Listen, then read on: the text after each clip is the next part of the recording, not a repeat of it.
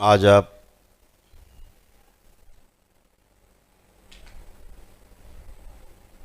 परम पूजनीय बाबा जी द्वारा अपनी शरीर यात्रा के दौरान जो तमाम असहनीय कष्टों को सहन करते हुए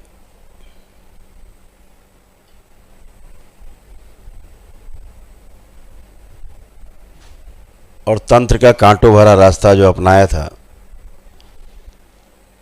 तब उनकी उम्र मात्र 13 वर्ष थी।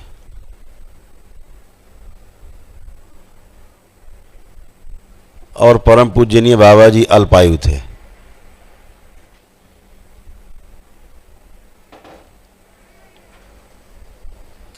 ज्योतिष शास्त्र की गणना के अनुसार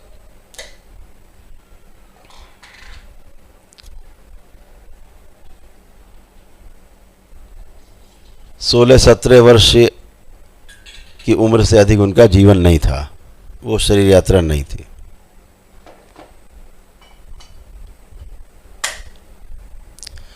लेकिन परम पूजनीय बाबा जी के जो पिताश्री थे, वह भी स्वयं एक तंत्र के बहुत बड़े ज्ञानी थे।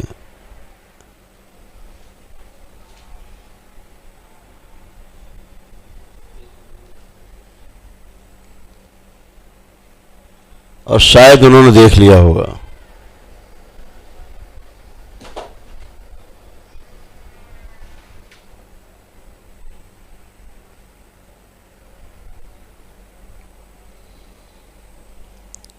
तो सृष्टि को तो कुछ और ही रचना रचनी थी। तो 13 वर्ष के अल्पायु बालक में जरूर सृष्टि के द्वारा ही कोई ऐसी घटना घटी होगी, संदेश आया होगा।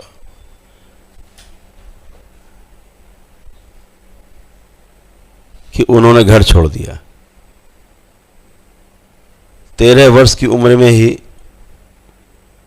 वो पहाड़ियों में, कंदराओं में साधु संतों के यहाँ, सिद्धों के यहाँ, गुरुओं के यहाँ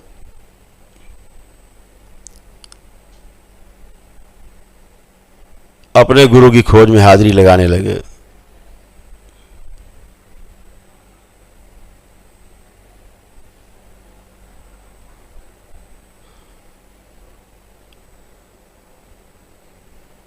ऐसा कहा जाता है कि संतों और साधु संतों के रोग पाप दोष कट जाते हैं, क्योंकि हम में धीरे धीरे समझदारी बनने लगती है और पुण्य एकत्रित होने लगता है।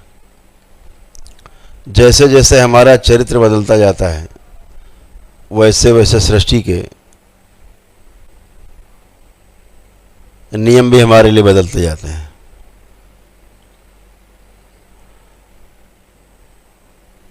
जैसे हमारा सोचना विचारना होता है, उसके अनुसार हमारी आयु घटती है, बढ़ती जाती है।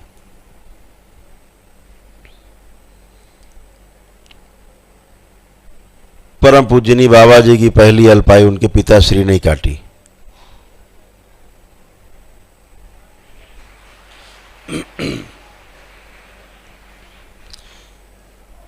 क्योंकि तब तक उनमें बहुत पुण्य एकत्रित हो गए होंगे।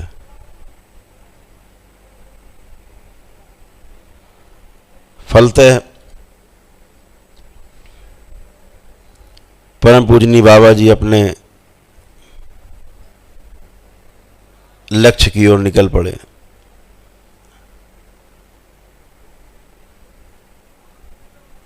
बहुत सरल होने के साथ साथ जिद्दी स्वभाव भी था।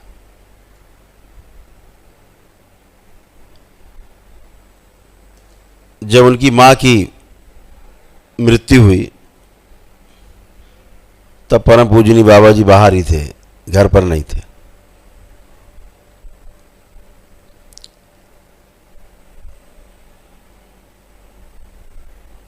लेकिन उन्हें पता चल गया कि माँ शरीर छोड़ रही है, तो पहाड़ियों से कंदराओं से घर की ओर चल पड़े। उस समय इतने साधन नहीं होते थे, कहीं कहीं पर तो 3-4 दिन में ट्रेन आती जाती थी, वही ट्रेन जाती थी, फिर वही बाद में वापस आती थी, उसकी रिपेयरिंग होती थी, तमाम देखभाल होती थी, उसके दोबारा ओके मिलता था, तब वही ट्रेन वापस होती थी। ऐसे 2-3 दिन का गैप भी हो जाता था। लेकिन परम पूजनी बाबा जी जब पहुँचे तो उनकी माँ की शव यात्रा शमशान घाट पे पहुँच चुकी थी।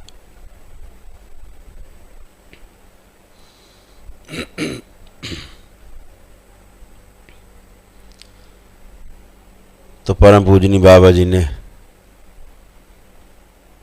आक्रोश कर, कैसे जा सकती हो,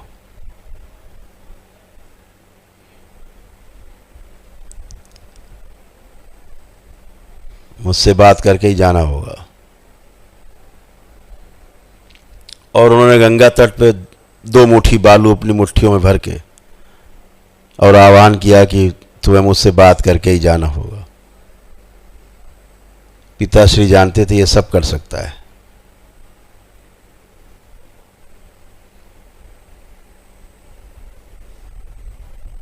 लेकिन मां मोह में न फंसे, उसकी मुक्ति हो, इसके लिए उन्होंने अपने पुत्र से, परम पूजनी बाबा जी से आग्रह किया कि ऐसा मत करो। जिद पे अड़ गए तो हमें तो बात करना है, बिना बात किए कैसे जा सकते। जैसे आप लोग कभी कभी जिद करते थे कि गुरुजी हमारे पितर चले गए, भाई चले गए, उससे बात करनी है, हमेशा हम आपको मना करते थे। सबको मना करता हूं आज भी, मत करो बात।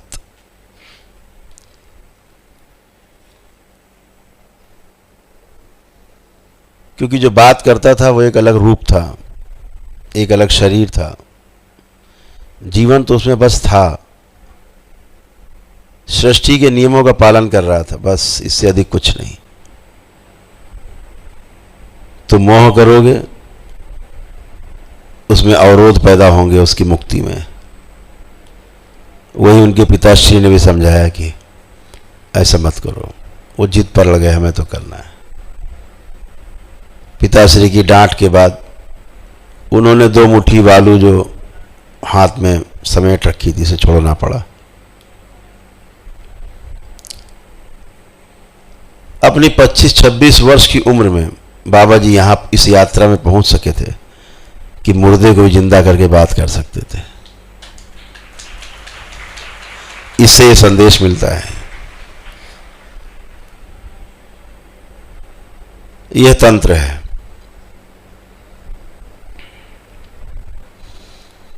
यह एक व्यवस्था है।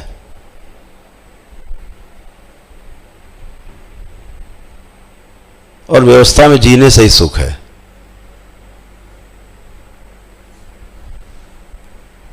लेकिन तंत्र से सब कुछ संभव है। सृष्टि के इन 5 तत्वों के जो आधार हैं, उन पर नियंत्रण संभव है। और उस पर नियंत्रण होने के कारण ही आज परम पूजनी बाबा जी के तप और तपस्या से, मां की शक्ति से, उसके संरक्षण से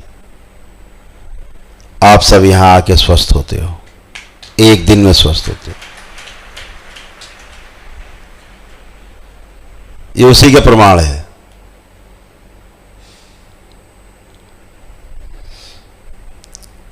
ये दरबार जैसे चाहता है वैसे उस तत्व को कम ज्यादा कर लेता है, घटा बढ़ा लेता है। तत्वों का घटना बढ़ना ही, असंतुलन ही रोग है, कुपित हो जाना ही मृत्यु है।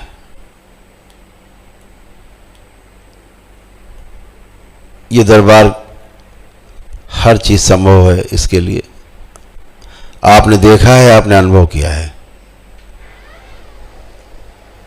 तो परम पूजनी बाबा जी ने अपने जीवन काल में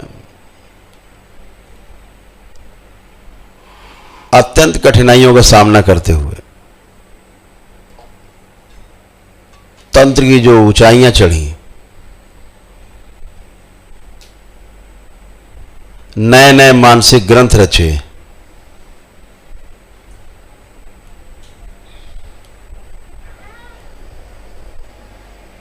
वो कठिनाइयां आपके सामने नहीं आने वाली हैं।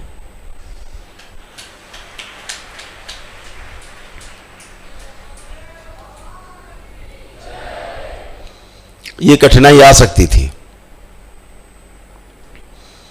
अगर परम पूजनीय बाबा जी पूर्ण नहीं होते। निश्चित रूप से कठिनाई आपके समक्ष भी आती, वो सिर्फ आपको विधि बता सकते थे, छोटी सी, सहयोग नहीं कर सकते थे। शरीर छोड़ने के बाद, देह त्याग करने के पश्चात फिर आपका वो सहयोग नहीं कर सकते थे। आज आप दरबार से जुड़ते हो, परम पूजनीय बाबा और मां सदैव आपके साथ ही रहते हैं।